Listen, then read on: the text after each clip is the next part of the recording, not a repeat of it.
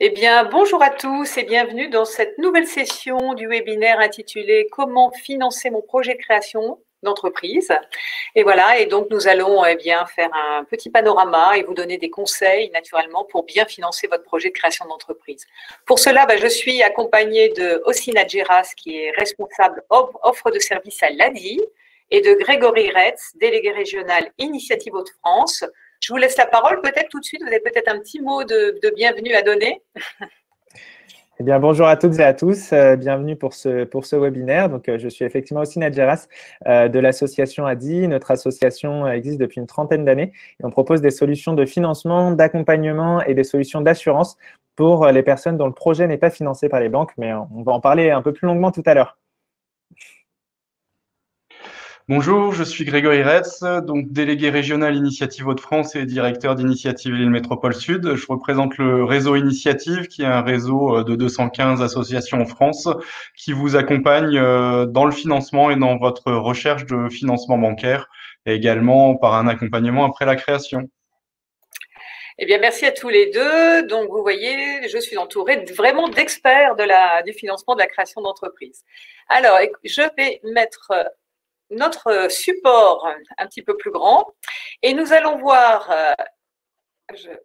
nous allons voir durant ce webinaire qu'en fonction de sa nature, de son activité, de sa dimension, le financement de votre projet de création d'entreprise va résulter de la combinaison de plusieurs sources de financement. Alors, quelles sont ces sources?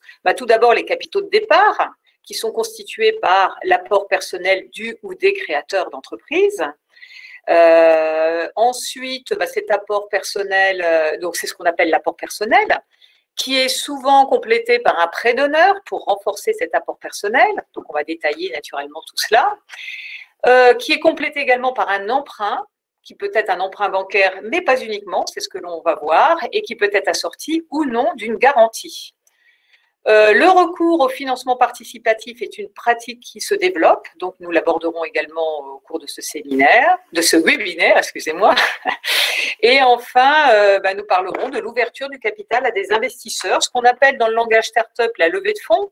Mais bon, ce type de financement ne concerne pas que les startups, comme on le verra. D'ailleurs, certains dispositifs de soutien à la création de petites entreprises prennent la forme d'une participation temporaire au capital de l'entreprise.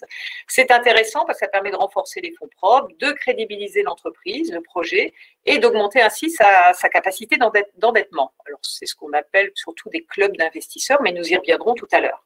Et naturellement, en fonction des caractéristiques de votre projet, il y a également certaines aides financières qui sont accordées par l'État, par les collectivités territoriales, par Pôle emploi pour certaines. Et nous en reparlerons tout à l'heure naturellement.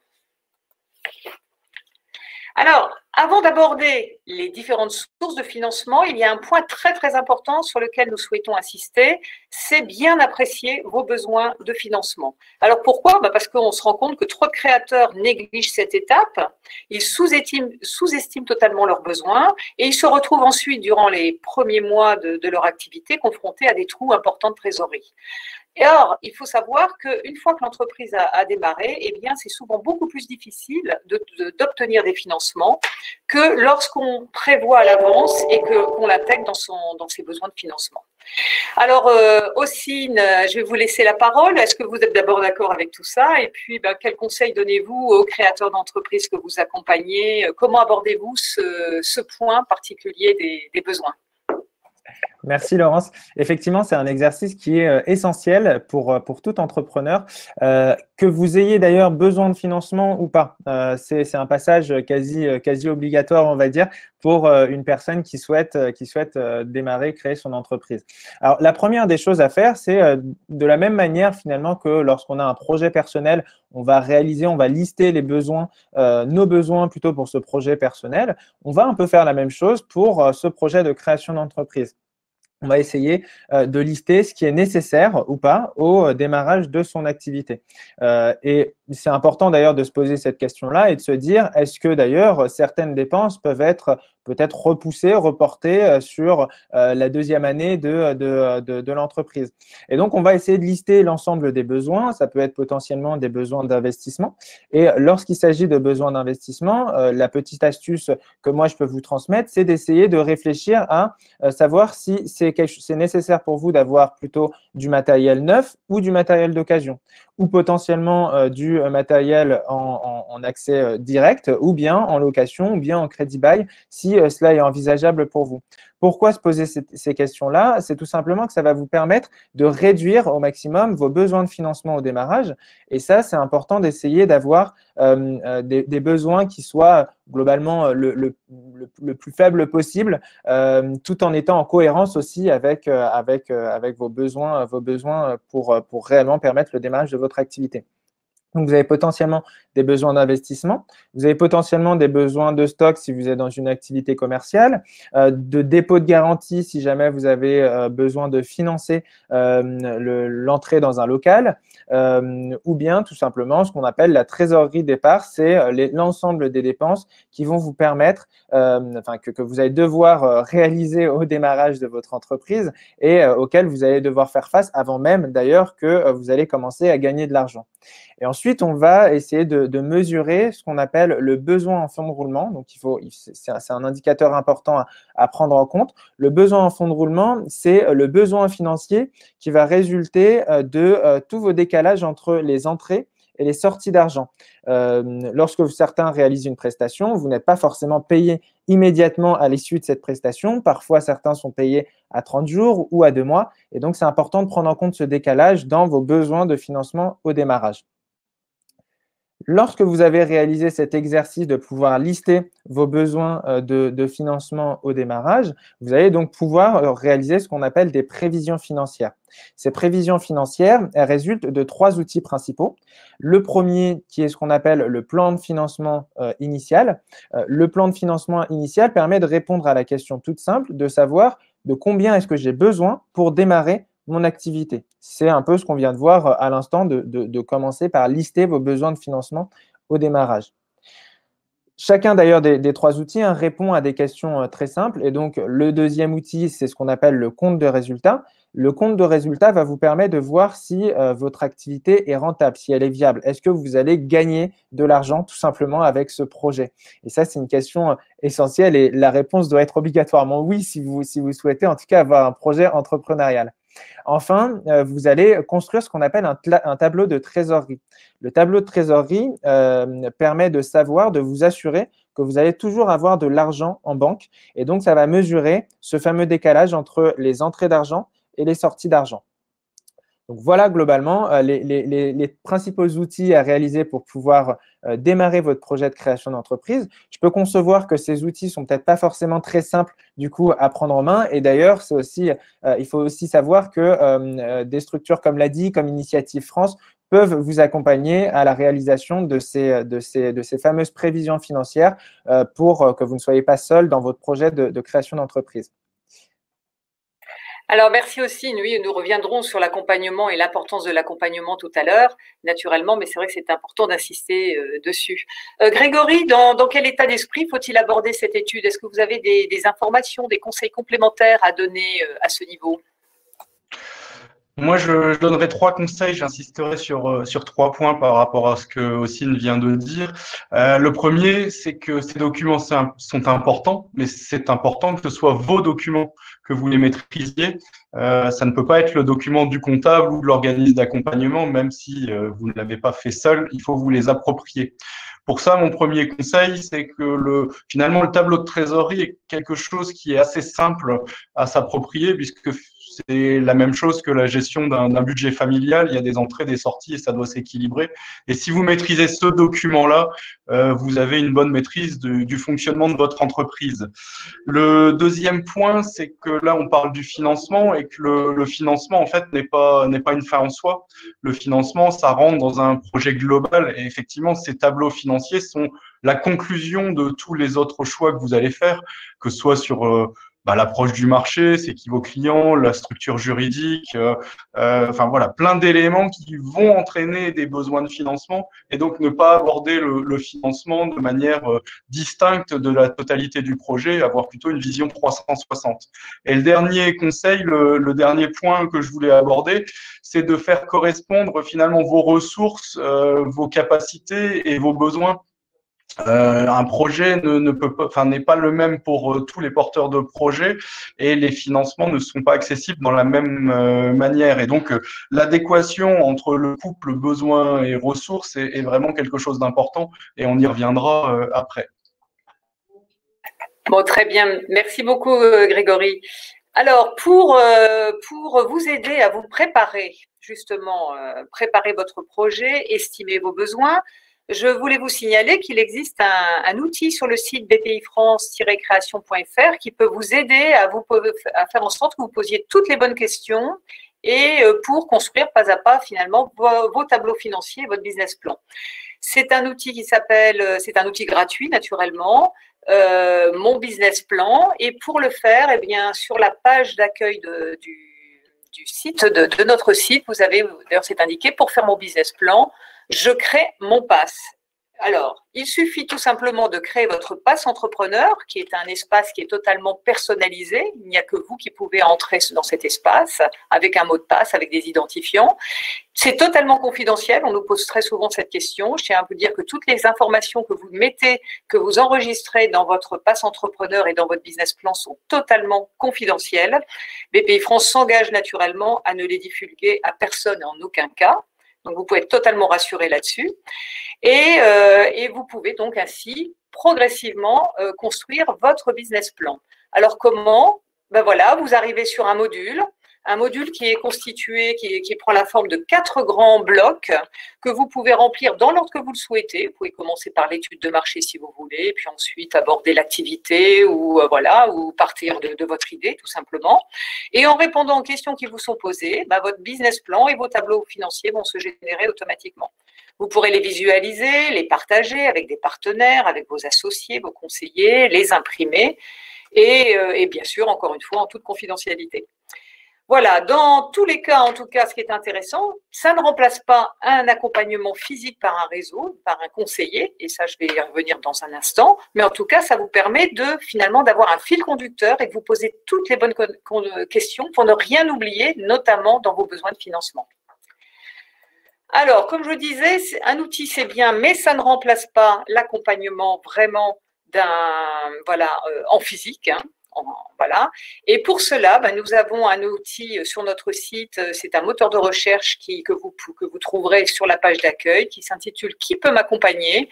et là, vous pourrez identifier tous les réseaux d'accompagnement dont l'ADI, dont Initiative France, mais il y a également beaucoup d'autres réseaux. Il faut savoir que vous vivez en France, dans un pays où il y a un écosystème entrepreneurial qui est très, très riche, donc il faut vraiment en profiter et surtout, ne pas rester isolé. On le dira tous, mais c'est vraiment, s'il y a un conseil à vous donner, c'est vraiment de vous faire accompagner par un réseau d'accompagnement.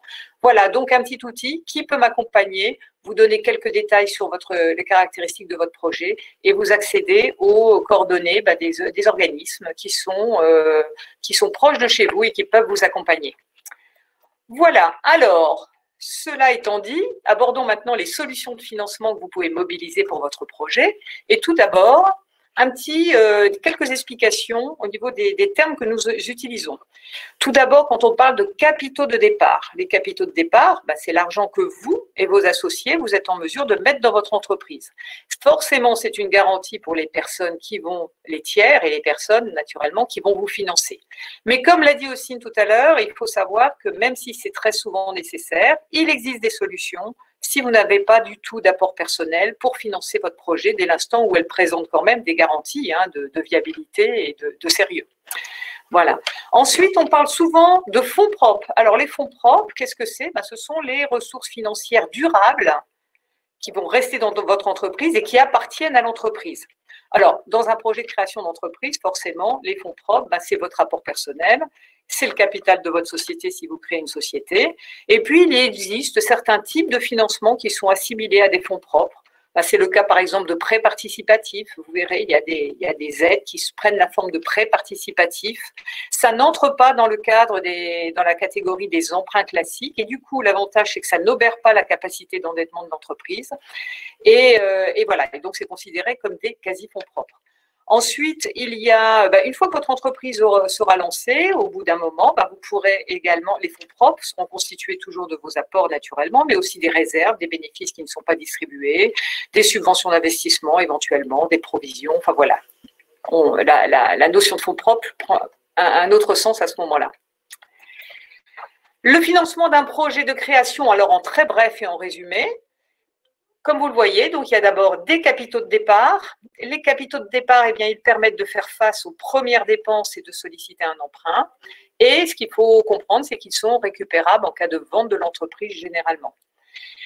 À côté de ça, il y a les emprunts. Mais les emprunts, la différence, c'est qu'ils financent surtout les investissements et le stock de démarrage. Ils sont remboursables et ils donnent lieu au versement d'intérêts. Ensuite, on a l'ouverture du capital, c'est-à-dire la recherche d'investisseurs. Là, il s'agit de solliciter des clubs, des business angels, des fonds de capital risque spécialisés en amorçage lorsque le projet est d'envergure et a un caractère innovant. Et enfin, le crédit bail, tout à l'heure aussi, on en a parlé. Effectivement, c'est quelque chose qu'il faut prendre en considération. Même si ça n'entre pas dans le plan de financement, la location de biens avec ou non option d'achat, ça a un effet important puisque ça diminue les besoins de financement et donc ça permet finalement de financer ces investissements sans être obligé d'emprunter. Alors, les capitaux de départ, on va démarrer bien sûr par le départ, par les capitaux de départ. Il faut quand même savoir que dans une entreprise, le premier pourvoyeur de fonds, c'est vous. Vous allez avoir besoin d'un peu d'argent au démarrage, comme on l'a vu tout à l'heure, pour payer vos premiers frais, mais aussi pour rassurer vos financeurs en montrant que vous vous impliquez personnellement dans votre projet. C'est quelque chose qui est souvent important. Alors donc, commencez par faire le point sur tout ce que vous pouvez mobiliser comme argent rapidement. Vos économies personnelles, naturellement, si vous en avez. Si vous bénéficiez de livrets d'épargne salariale, d'un PEE, d'un PERCO, d'un plan de participation, intéressement, etc., il faut quand même que vous sachiez, les gens ne savent pas toujours, que ces sommes peuvent être débloquées de manière anticipée en cas de création ou de reprise d'entreprise. Donc, renseignez-vous bien. Ça peut être, si vous en avez un, c'est de l'argent que vous pouvez mobiliser assez rapidement. Il en est de même pour certains placements financiers, comme par exemple le PEA, qui permet également un déblocage des fonds de manière anticipée en cas de création ou de reprise d'entreprise. Autre point, l'ARCE. Là, ça ne concerne que les personnes qui sont demandeurs d'emploi indemnisés.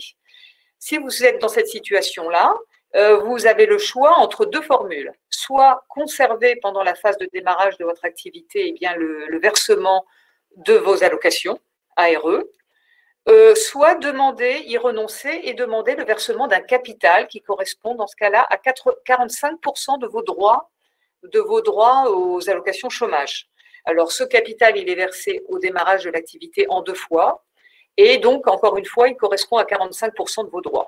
Donc, vous voyez, là, tout dépend si vous avez besoin ou non d'un capital. Si vous n'avez pas besoin d'un capital, très souvent, on vous conseillera de choisir l'autre option, c'est-à-dire de garder un revenu régulier pendant toute la phase de démarrage de votre activité. Ensuite, le coup de pouce des proches. Alors, qu'est-ce que c'est? Le coup de pouce des proches, faire appel d'abord à ses proches, c'est une pratique qui est très courante et naturelle quand on veut réunir des capitaux au démarrage. Ce soutien, il peut prendre plusieurs formes. Un don, naturellement, ça peut être un prêt entre particuliers, ça peut être une participation au capital de votre société si vous choisissez de créer une société. Et il y a quelques mesures qu'il faut que vous connaissiez qui peuvent inciter des proches à éventuellement vous aider. Parce que pour chacune de ces formules, il existe quelques incitations fiscales. Alors, les dons de sommes d'argent, il faut savoir que lorsqu'elles sont faites au profit d'un enfant, d'un petit enfant, d'un arrière-petit-enfant, elles sont exonérées de droits de mutation à titre gratuit dans une certaine limite, et tous les 15 ans. Cette limite, elle était de 31 865 € très exactement jusqu'à très peu de temps. Et là, la limite a été temporairement relevée à 100 000 € jusqu'au 30 juin 2020 dans le cadre de la reprise, du rebond, de la relance de l'activité post-crise Covid. La souscription au capital. Une mesure à connaître également, si des personnes mettent de l'argent au capital de votre entreprise, elles peuvent bénéficier, vous et vous de même d'ailleurs, vous êtes le premier bénéficiaire, vous pouvez bénéficier d'une réduction d'impôt à titre personnel égale à 25% du montant des versements qui sont effectués. Auparavant, c'était 18% et ce montant, ce pourcentage a été relevé à 25% à partir du 10 août dernier. Voilà, alors il y a quand même des conditions, il faut savoir qu'il faut quand même créer un ou plusieurs emplois. Un emploi, c'est-à-dire si vous avez une activité artisanale, et 2 emplois au bout d'un an si vous êtes dans une activité autre qu'une activité artisanale. Le crowdfunding, ça consiste à solliciter des particuliers pour financer votre projet. C'est quelque chose qui est en train de se développer. Alors naturellement, c'est un mode de financement qui est complémentaire aux autres modes de financement. Mais c'est intéressant de le connaître. Les particuliers qui vous aident ou qui investissent, donc elles agissent soit dans une démarche philanthropique, c'est-à-dire qu'en fait, elles ont un coup de cœur pour votre projet, elles ont envie de vous aider, votre projet a du sens, ou alors il va contribuer à dynamiser votre quartier, votre région. Donc, vous voyez, ça peut tout à fait intéresser des personnes de vous aider. Il y a 3 sortes alors, je parlais de démarche philanthropique ou non. Il est également possible de vous aider sous forme de prêt ou de participation au capital. Et donc là, avec naturellement un objectif de retirer un revenu de l'aide qui vous est donnée. Alors, en ce qui concerne les dons, puisque là, on parle des capitaux de départ, eh bien, non seulement ça vous permet d'obtenir un petit capital si vous pensez que votre projet peut vraiment intéresser des personnes qui peuvent avoir un coup de cœur pour votre projet, mais ça vous permet aussi, et ça c'est très intéressant, de tester votre projet, votre produit et l'accueil de public vis-à-vis de ce projet. Et ça, c'est vraiment intéressant pour crédibiliser votre démarche et ensuite pour convaincre d'autres investisseurs. Les prix et les concours, les subventions, les prix et les concours, il en existe beaucoup. Sur le site BPI France Création, on en a recensé un certain nombre qui intéressent directement les créateurs d'entreprises. Vous les trouverez dans la boîte à outils, dans notre boîte à outils. Et puis les subventions, il existe 2 bases principales d'aide aux entreprises. Vous avez les coordonnées sur cette slide. Naturellement, on nous a déjà posé la question, mais vous aurez dès cet après-midi, je pense, accès au PowerPoint, au support de présentation sur lequel vous retrouverez toutes les informations que nous vous donnons. Voilà, donc aide-entreprise.fr et lesaides.fr. Alors, pour compléter ces capitaux de départ, eh bien, il y a d'autres solutions et notamment le prêt d'honneur. Et là, je vais tout naturellement repasser la parole à Grégory qui va vous expliquer le principe du prêt d'honneur. Oui, effectivement, donc dans le cadre d'un projet de création, on l'a vu, si vous ne disposiez pas de l'ensemble des moyens financiers nécessaires à sa mise en place et que vous avez besoin d'un coup de pouce, il y a différents organismes qui sont là pour vous aider. Et je vais commencer effectivement par vous parler du prêt d'honneur qui est déployé par 2 réseaux principalement. Le réseau Initiative France et le réseau Entreprendre. Alors, on se complète, les 2 réseaux se complètent. Je présenterai tout à l'heure le réseau Initiative qui est plutôt centré sur les petites entreprises, les entreprises de moins de 10 salariés. Et le réseau Entreprendre, lui, est plutôt sur les entreprises à potentiel, les futures PME, et donc va intervenir avec des montants d'intervention plus importants. Mais le principe est le même, à savoir un prêt à taux zéro, un prêt personnel qui vous est fait à vous, gérant de l'entreprise, qui va vous permettre de renforcer vos apports et dans ce cadre-là, de pouvoir mobiliser l'accès au financement bancaire, puisque nous, notre métier, c'est vraiment de vous apporter de la crédibilité et des financements pour pouvoir accéder au financement bancaire. On va gérer également un outil complémentaire qui est le prêt d'honneur solidaire, qui est un produit national mis en place par BPI et dont la gestion a été confiée à différents réseaux, dont Initiative. Et là également, c'est un prêt à taux zéro aux gérants de 1 000 à 8 000 euros qui vient là aussi renforcer vos apports et qui est plutôt destiné soit à des demandeurs d'emploi créateurs de petites entreprises, soit à des repreneurs. On vous parlera également du prêt d'honneur de l'ADI. Là, c'est Ossine qui reprendra la main tout à l'heure, sachant qu'effectivement, l'ADI est plutôt destinée, là, dans une démarche complémentaire à celle que je vous ai présentée pour des entrepreneurs qui n'ont pas accès au financement bancaire et qui ont des besoins de financement en microcrédit et éventuellement en prêt d'honneur. Peut-être une question qui est souvent posée sur les montants d'apport. Et effectivement, l'apport, on ne peut pas forcément le calibrer en fonction, enfin, il faut le calibrer plutôt en fonction du projet. On ne peut pas vous apporter une règle. Ça va être très différent. Et justement, le métier, alors je vais vous détailler le métier d'Initiative France, c'est vraiment de pouvoir accompagner non pas un projet, mais une personne. Et donc, nous, on va être vraiment centralisé, focalisé sur l'adéquation entre la personne et le projet. Et du coup, ce qui est important que vous compreniez, c'est qu'il est nécessaire d'adapter vraiment votre projet à ce que vous êtes, à qui vous êtes et à vos moyens. C'est-à-dire que nous, on va pouvoir vous venir renforcer et crédibiliser votre projet, le renforcer par des fonds, hein, donc de 3 à 50 000 euros selon la taille des projets, le type de projet et l'endroit où vous allez vous implanter.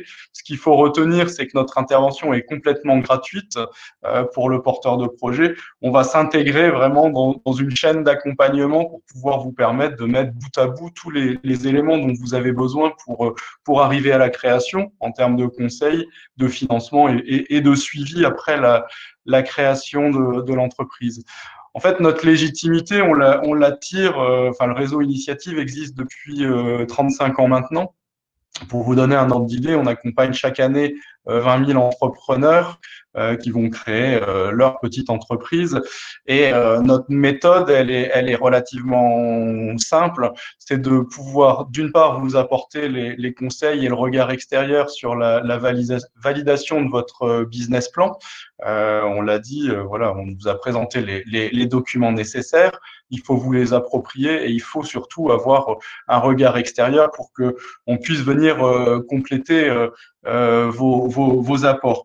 Donc, on va vous apporter cette expertise par des collaborateurs des structures initiatives. Et puis, dans un deuxième temps, vous allez passer devant un comité d'agrément qui est un comité d'experts composé de banquiers, d'experts comptables, de chefs d'entreprise, des réseaux création, parce qu'on travaille pas seul, on travaille en partenariat avec eux, et qui va vous donner ce regard extérieur et cette labellisation qui va permettre derrière aux banquiers de vous faire confiance.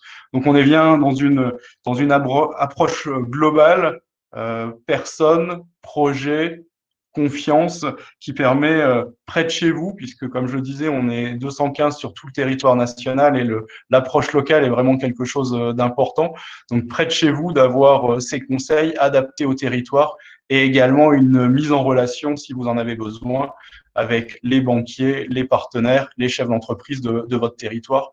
Donc voilà, notre méthodologie, c'est bien d'apporter de l'argent, mais pas que, tout ça dans une logique d'accompagnement global. Alors, merci Grégory. On a une question qui nous est posée sur le moment, parce que j'ai dit tout à l'heure qu'il était important de bien calibrer son projet et de bien évaluer ses besoins de financement, car il est souvent plus difficile d'obtenir un prêt de trésorerie une fois qu'on a lancé son activité qu'avant. Et donc, en cas de développement d'activité, si on voit que le marché est là et que l'activité démarre plus rapidement, est-ce qu'il est possible d'aller vous voir après la création d'entreprise et à quel moment vous intervenez, jusque quand? Alors, pour nous, la création, c'est une phase globale qui dure 3 ans, en fait. Hein. On peut intervenir sur des aides création pendant les 3 premières années. Alors, effectivement, ce qui est souligné, c'est de dire qu'avant la création, on vend un peu du rêve, hein, des perspectives. Quand vous venez nous voir après la création, on va forcément vous demander un petit peu où vous en êtes, quelles sont les premières réalisations. Et donc, on va être sur un mixte entre du prévisionnel, mais aussi les premières réalisations. Et c'est pour ça qu'on dit souvent aux entrepreneurs qu'il y a vraiment une fenêtre de tir au moment du démarrage qui est plus facile de mobiliser des financements à ce moment-là. Mais on peut tout à fait venir nous rencontrer dans les 3 premières années sur la création. Et ensuite, après cette phase de création, on peut intervenir sur du développement Dans certains territoires, on a des aides spécifiques pour le développement de l'entreprise. Donc, il faut pas vous mettre de barrières. Et il peut être également réalisé un test sans financement. Et en fonction de les résultats du test, et là, ça devient très positif, de dire, voilà mes premières réalisations. Pour accélérer ma croissance, j'ai besoin de financement. Et donc là, de mettre en place le financement nécessaire. Voilà, je pense que c'est plus clair, effectivement. Merci beaucoup. On a une autre question j'en profite. Quand deux associés portent le même projet, peuvent-ils tous les deux avoir accès à deux prêts séparément, donc pour le même projet, deux prêts d'honneur? Oui, oui, tout à fait. On peut cumuler les prêts d'honneur. Alors ensuite, ça ne veut pas dire qu'ils auront 2 fois plus que si on n'a qu'un seul associé. Il y a souvent une bonification quand il y a 2 associés, mais on ne multiplie pas forcément les montants par 2. On essaye là aussi toujours d'ajuster l'endettement et des personnes et des porteurs de projets à la nécessité.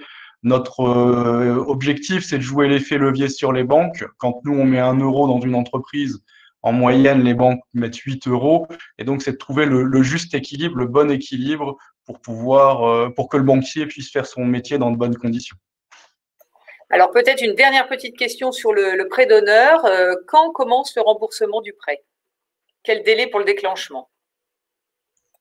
Alors, à la limite, je vais faire un panorama sur les différents délais, parce que il y a beaucoup de questions par rapport à ça. Premièrement, on a, comme je le disais, des comités d'agrément qui valident les projets qui ont lieu 1 fois par mois, au moins, sur chaque territoire, voire 1 fois tous les 15 jours. Donc, on traite assez rapidement les dossiers. Deuxième question qui revient souvent, c'est le déblocage. Sous combien de temps est-il fait? Une fois que le prêt bancaire est mobilisé, les prêts d'honneur sont débloqués très, très rapidement. On va dire sous 8 à 10 jours, les prêts d'honneur sont débloqués. Quant au délai de remboursement, souvent le délai moyen de franchise de remboursement est de l'ordre de 3 mois. Ça peut aller un peu plus loin sur des projets spécifiques. Ça peut aller jusque 6 mois, voire 1 an sur des projets innovants, mais c'est pas la norme. La norme, c'est 3 mois de décalage du premier remboursement. Et c'est des remboursements qui durent entre 24 et 48 mois, 24 mois quand c'est des petits prêts, et quand on est sur des prêts de 20 à 30 000 euros, on est plutôt sur 48, et ça peut être un peu plus long sur des projets ambitieux ou innovants. Très bien, merci. Alors, nous allons passer maintenant aux emprunts. Alors, les emprunts, nous venons de parler d'un prêt, le prêt d'honneur, mais comme vous l'avez compris, le prêt d'honneur est un prêt qui est accordé aux porteurs de projet pour constituer son entreprise, mais naturellement, pour compléter le plan de financement, la plupart des entrepreneurs ont recours à un emprunt. Alors cet emprunt, ça peut être la banque, mais il peut y avoir également des financeurs solidaires, des organismes de microcrédit, on va y revenir longuement tout à l'heure, les associés, le crowdlending. Les banques, tout d'abord, alors là j'ai une question pour vous Grégory, on entend souvent dire que les banquiers ne financent pas les créateurs d'entreprises. Quel est votre point de vue sur le sujet ? Les banquiers financent la création d'entreprises, on le voit au travers de nos chiffres, mais ne financent pas dans n'importe quelle condition. Le banquier va pouvoir intervenir, mais rarement dans l'urgence et rarement seul, entre guillemets. Il a besoin d'être rassuré et que vous soyez accompagné pour que le banquier puisse intervenir dans les bonnes conditions. Et du coup, le conseil sur la recherche de financement bancaire, c'est de bien vous préparer pour aller rechercher ce prêt bancaire. Donc, d'y aller avec le bon dossier au bon moment, c'est-à-dire ni trop tôt ni trop tard, et puis d'aller voir le bon banquier, puisque tous les banquiers n'interviennent pas forcément dans la création d'entreprises. Les réseaux au sens large connaissent les banquiers partenaires qui ont plus d'affinité avec la typologie de projet. Donc n'hésitez pas à prendre là aussi des renseignements au niveau local sur qui aller voir. Mais on ne peut pas dire que les banquiers ne soutiennent pas la création d'entreprise, c'est complètement faux quand on met les bonnes conditions en œuvre pour réussir à les convaincre. Très bien, merci. Alors, on verra tout à l'heure qu'il y a aussi la possibilité de mobiliser des garanties bancaires, et ça peut bien sûr aider obtenir à l'accord d'un prêt bancaire. Alors, à côté des banques, comme je vous disais tout à l'heure, il y a des financeurs solidaires, il faut le savoir. Pour les personnes qui n'ont pas bouclé leur plan de financement via le système bancaire classique, ou alors lorsqu'ils se lancent dans certains secteurs comme l'ESS, il y a des financeurs solidaires, il y a la NEF par exemple, la Caisse solidaire, France Active, voilà, tout ça ce sont également des solutions de financement. Les organismes de microcrédit, on y revient dans un instant avec Ossine. Les associés, eh bien, lorsque vous créez une entreprise avec donc une société avec des associés, les associés peuvent très bien prêter de l'argent à la société sous forme de comptes courants d'associés qui sont remboursables et qui peuvent produire des intérêts. C'est intéressant parce que ça permet par exemple à un proche de participer de manière minoritaire à la constitution de l'entreprise, enfin du capital, et puis par contre de compléter le versement au capital par des sommes en compte courant, donc de l'argent qu'il prête à l'entreprise et donc d'augmenter sa participation voilà, de cette manière-là, sans obérer les décisions, en tout cas la gestion de l'entreprise, sans intervenir trop sur la gestion de l'entreprise. Et le crowdlending, le crowdlending, on en a parlé tout à l'heure, ça c'est le financement participatif, du crowdfunding mais sous forme de prêts aux entreprises et donc qui permettent aux entrepreneurs d'emprunter auprès de particuliers via une plateforme. Et pour connaître les plateformes de crowdlending, de crowdfunding, il existe un site qui s'appelle toutnosprojets.fr et qui permet, on mettra les coordonnées tout à l'heure, hein, je vous donnerai les coordonnées, mais qui permet d'identifier une grande partie des plateformes de crowdfunding. Maintenant, je vais laisser la parole à Ossine qui va nous parler de microcrédit et aussi de prêt d'honneur microcrédit, de l'ensemble de l'offre de l'ADI. Merci Laurence. Peut-être un petit mot à nouveau sur l'ADI. Donc l'ADI qui est une association qui existe depuis 30 ans. Et donc on défend l'idée que chacun, même sans capital, peut devenir entrepreneur s'il a accès à un crédit ou à un accompagnement personnalisé et professionnel, surtout sur la durée. Donc l'ADI, on est présent on a 350 points d'accueil. Du coup, on peut vous accueillir près de chez vous. On est présent en métropole et également en Outre-mer. C'est à peu près 2000 salariés et bénévoles qui peuvent accompagner des porteurs de projets pour les aider à le concrétiser. Et en 2019, on a financé environ 20 000 personnes sur un projet de création ou de développement d'entreprise, puisque, comme pour Initiative France, on intervient aussi du coup sur du développement d'entreprise. Maintenant, très précisément, du coup, le microcrédit de l'ADI, qu'est-ce que c'est ? Donc, c'est destiné aux personnes dont le projet n'est pas financé par les banques. Donc, comme l'a dit Grégory tout à l'heure, il peut arriver que vous n'ayez pas forcément toutes les conditions réunies pour pouvoir être financé par les banques, que vous soyez potentiellement parce que vous êtes fiché, parce que certaines banques ne financent pas tel ou tel poste de dépense, et donc il peut arriver que que votre projet n'ait pas forcément accès au crédit bancaire. On intervient sur des projets dont l'investissement global, donc le plan de financement, le budget du projet ne dépasse pas les 20 000 euros. Donc, on est plutôt sur des projets relativement modestes. On intervient sur tout type de statut juridique, que vous soyez en entreprise individuelle ou en société. Et on accompagne aussi et beaucoup les micro-entrepreneurs pour la création et le développement de leur entreprise. On intervient sur tout type de secteur d'activité et enfin sur tout type de besoins de financement, que ce soit de l'investissement, du stock, de la trésorerie potentiellement, ou du matériel d'occasion comme on l'a vu tout à l'heure, ou des besoins pour accéder à un local dans le cadre d'une activité commerciale notamment.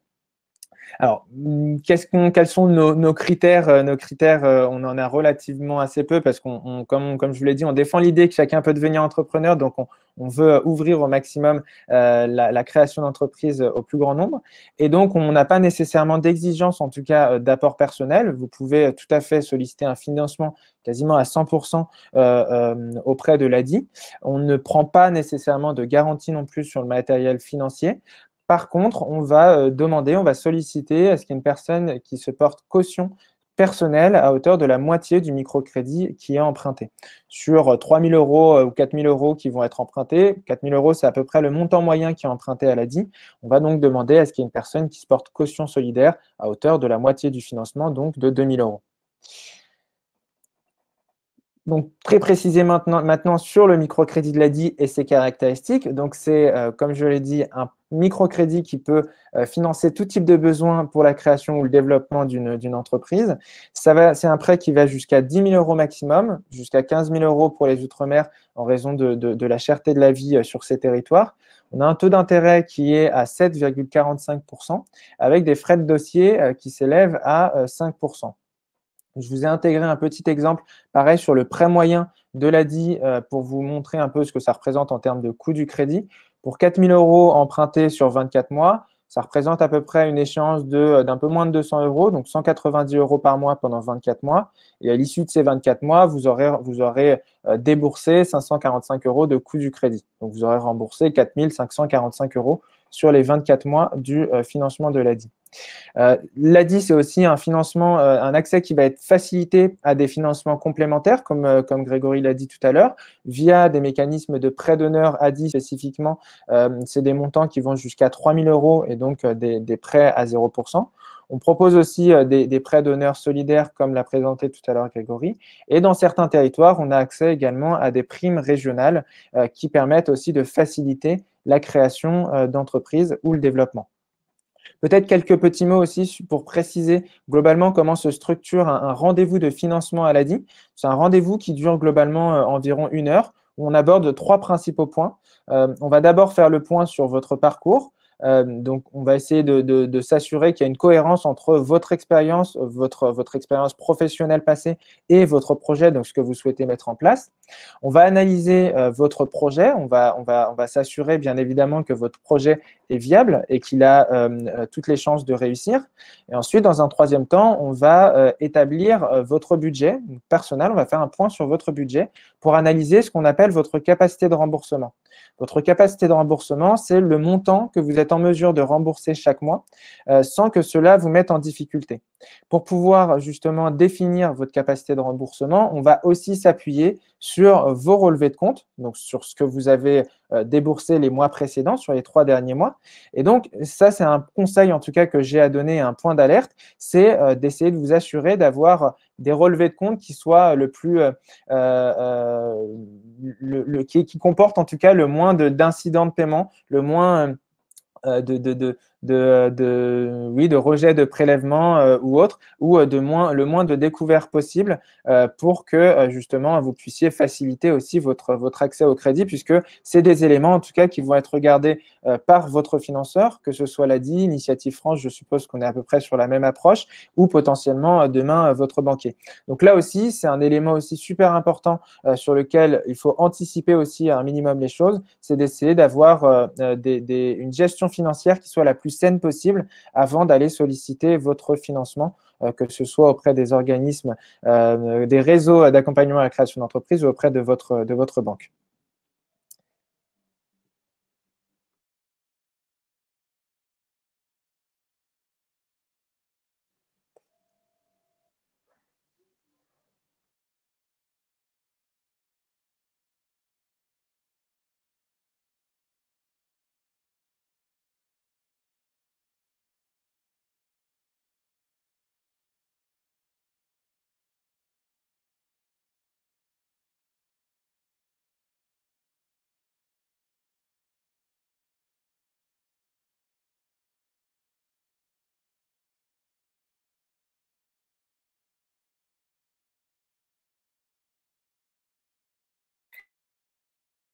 Alors, merci aussi. Question, vous avez déjà répondu. Merci, l'ami. Bon. Les banques bancaires traditionnelles ne prêtent pas sans exiger de garantie, soit financées, soit en demandant des cautions personnelles. Il faut que vous sachiez qu'il existe des dispositifs de garantie et de contre-garantie bancaire qui permettent de faciliter votre demande. Alors, ils sont proposés de caution mutuelle. Alors, à titre d'exemple, France contre-garantie à hauteur de 70% pour les créations d'entreprises, les prêts qui sont consentis donc pour leurs projets. Ça, c'est la banque qui l'actionne directement.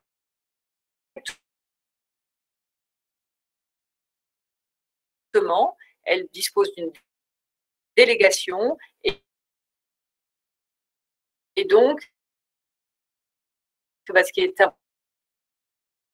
important, c'est de connaître ce dispositif et d'en parler naturellement avec votre banquier.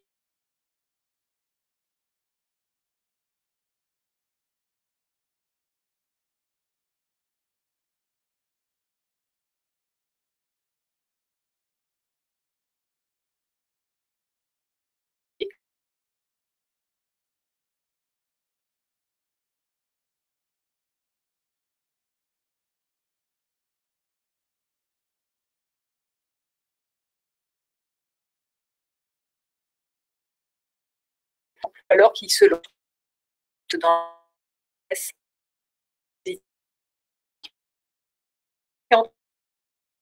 entreprennent. Voilà, un dispositif pour l'entreprise.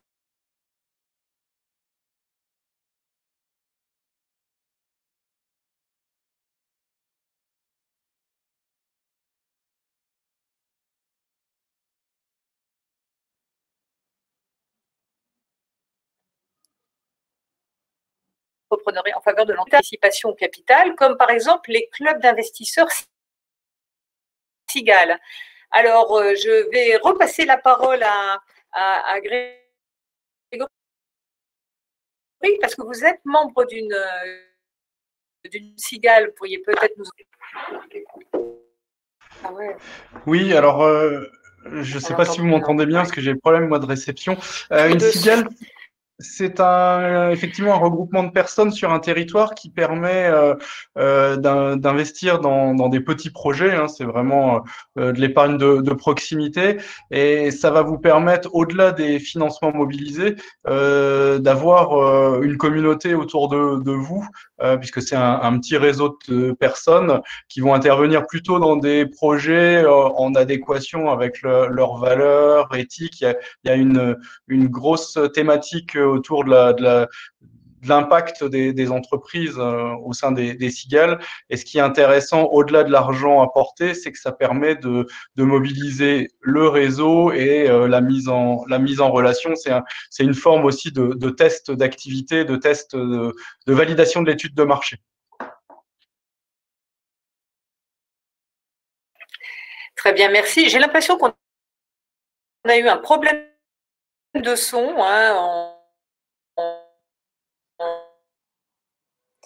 Alors, je pense qu'effectivement, Laurence, on ne vous entend pas très bien. J'ai l'impression que je pensais que le problème venait que de moi, mais du coup, j'ai l'impression qu'il y a d'autres personnes qui sont concernées. On ne vous entend plus très bien.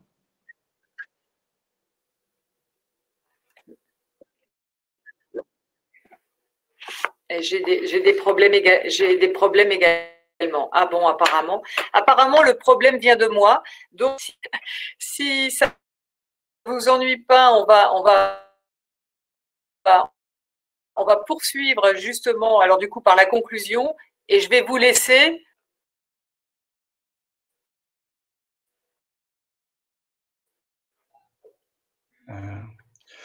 Oui, est-ce que vous pourriez parler? Moi, je crois que je vais prendre le relais, Laurence. Effectivement, en conclusion à ce webinaire, différentes choses. Enfin, moi, je voulais les témoigner sur un point important par rapport au financement et aux banquiers. C'est de vous dire qu'effectivement, le banquier est un interlocuteur important pour votre projet de création d'entreprise, mais j'allais dire que c'est un fournisseur comme un autre. Donc, c'est quelqu'un qu'on doit choisir, qu'on doit convaincre.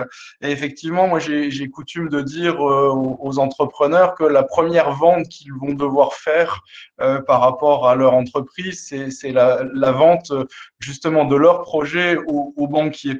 Et donc, ce qui est important, c'est d'être soi-même dans cette vente-là, d'être bien préparé, de ne pas vous mettre de pression particulière, mais bien de la préparation, non pas de la pression, et de se dire que le banquier a autant besoin de vous, hein, puisque vous êtes son client et une banque ne fonctionne qu'avec des clients, que vous avez besoin de lui. Donc, ce qu'il faut, c'est lui donner les moyens de vous soutenir et donc y aller y aller en étant préparé. Et effectivement, il y a un des points qui est important, c'est pitcher son projet. Alors, c'est un mot à la mode, mais juste vous dire que nous, au travers de nos comités d'agrément, où vous venez présenter votre demande devant différents partenaires, c'est un excellent moyen de pouvoir se préparer au pitch. Et les entrepreneurs qui ressortent de nos comités sont souvent enchantés et mieux préparés pour aller pitcher. Je te laisse compléter, Ossine, du coup. Oui, très bien. Merci Grégory. Peut-être pour avancer aussi et pour conclure, moi je pense que c'est un élément important de vous rappeler et de vous sensibiliser aussi sur l'importance de penser en tout cas au financement dans la phase dans laquelle vous êtes lorsque vous êtes dans une phase de création d'entreprise et donc possiblement de faire appel aux proches ou à votre épargne personnelle en la mobilisant uniquement pour les coups durs à venir potentiels. Donc, essayez de plutôt solliciter des financements dès le démarrage de votre activité, avant même d'avoir utilisé l'ensemble de vos ressources personnelles, type épargne personnelle ou l'argent de vos proches, si besoin. Tout simplement, comme on l'a dit tout à l'heure, parce que lorsque vous êtes dans une phase de création d'entreprise, vous êtes encore dans une démarche plutôt positive. Et donc, l'erreur souvent qui a lieu, c'est que parfois, on a des personnes qui viennent nous solliciter un an après avoir créé leur entreprise, qui se retrouvent avec de vraies difficultés de trésorerie et pour lesquelles on n'est malheureusement pas en mesure d'intervenir parce que, justement, il aurait fallu mieux anticiper des besoins de financement au démarrage de votre entreprise. Donc, vraiment, le point de conclusion, c'est n'hésitez pas à aller solliciter les structures d'accompagnement comme l'ADI ou Initiative France ou encore Réseau Entreprendre. Même si vous n'avez pas forcément besoin de financement, vous avez peut-être oublié certaines choses. Et donc, nous, on est là aussi au service de la réussite de votre projet. On s'érige vraiment en partenaire à la fois pour vous faire gagner du temps, mais aussi de l'argent. Et donc, faire en sorte, encore une fois, que votre projet puisse aboutir sur quelque chose de positif. Et ensuite, par ailleurs, encore une fois, l'ADI ou Initiative France ou au Réseau Entreprendre sont au fait, encore une fois, de l'ensemble des aides et des dispositifs qui peuvent être mis en place ou proposés aux créateurs d'entreprises en fonction des régions. Et donc, ce serait dommage aussi de passer à côté possiblement de certaines aides à la création pour votre projet. Voilà en tout cas ce que j'avais à dire pour la conclusion. Et je vois que Laurence est de nouveau parmi nous. Donc, Laurence, je vous laisse le dernier point.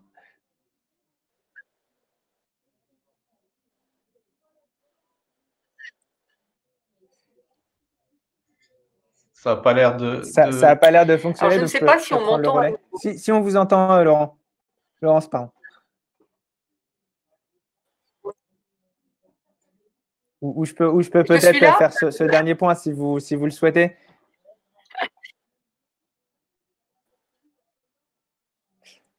Alors, le dernier point, oui. En tout cas, merci beaucoup. Laurence, je suis navré, je pense qu'on vous entend pas. Alors, je ne sais pas si le problème vient de moi uniquement. Et Grégory, pour rattraper le problème de réseau que nous rencontrons.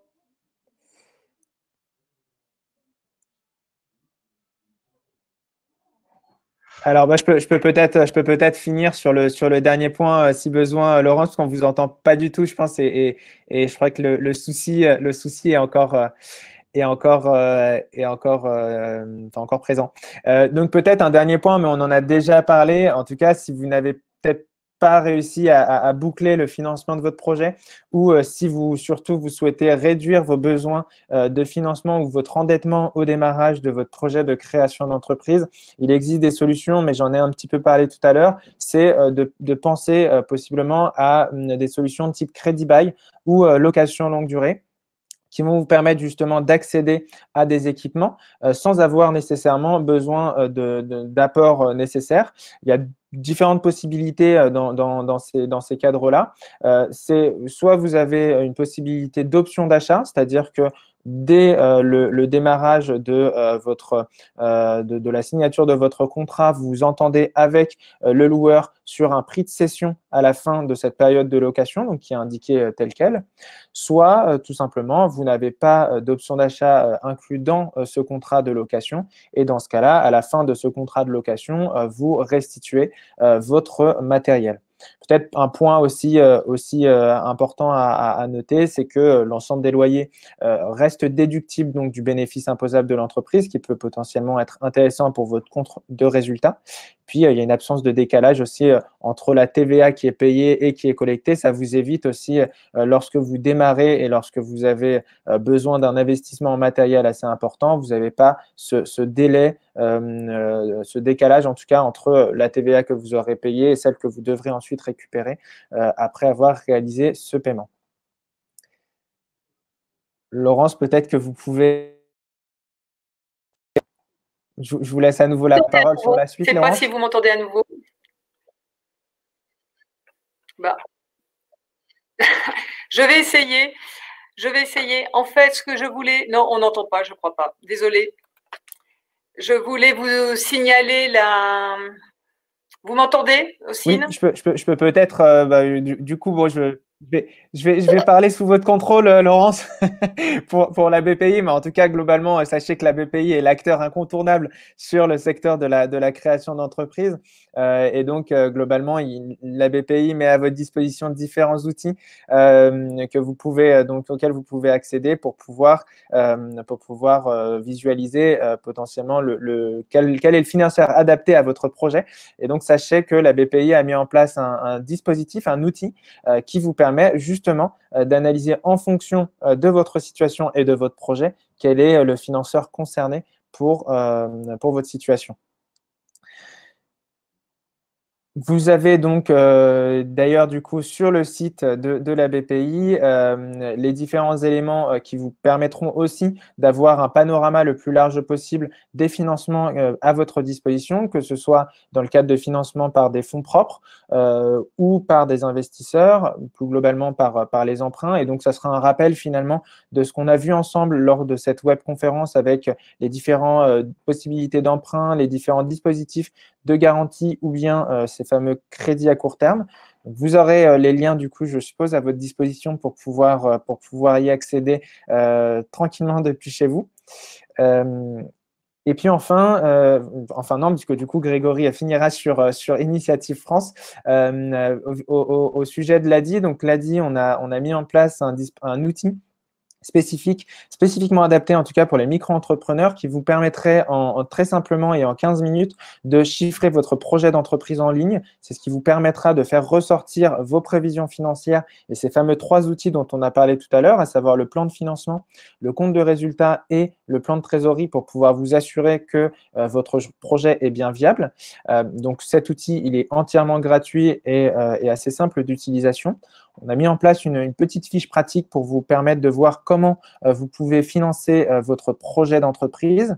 Enfin, pour les personnes qui seraient potentiellement intéressées par une demande de microcrédit ou une demande d'accompagnement, vous pouvez soit contacter notre plateforme au 09 69 328 110, c'est un numéro gratuit et non surtaxé, ou bien vous pouvez vous rendre sur notre site internet adi.org.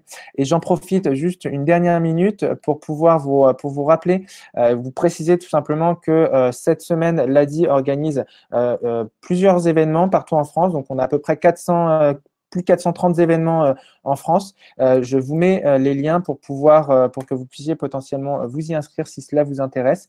Je les mets dans le lien du chat. On a à la fois des webconférences. Donc, cet après-midi, on a par exemple une webconférence avec le Pôle emploi qui vous présente les différentes aides mises en place par le Pôle emploi pour votre projet de création d'entreprise. Demain, on est avec l'URSSAF et d'autres acteurs pour les jours à venir. Je vous mets les infos directement sur le chat. Grégory, je te laisse la parole pour conclure. Oui, alors déjà peut-être pour vous dire qu'on a essayé de répondre aux questions au fur et à mesure là dans celles qui étaient posées, mais que BPI va aussi répondre après ce webinaire aux différentes questions, notamment sur celle qui est plus spécifiquement posée sur les PIA de BPI où je n'ai pas moi la réponse. Et enfin pour effectivement conclure à mon niveau, le réseau initiative donc vous apporte sur tous les territoires une promesse d'accompagnement, vous l'aurez compris, d'accompagnement avec nos partenaires et les partenaires, puisque l'objectif, et on ne le répète jamais assez, c'est de ne pas être seul face à son projet de création d'entreprise.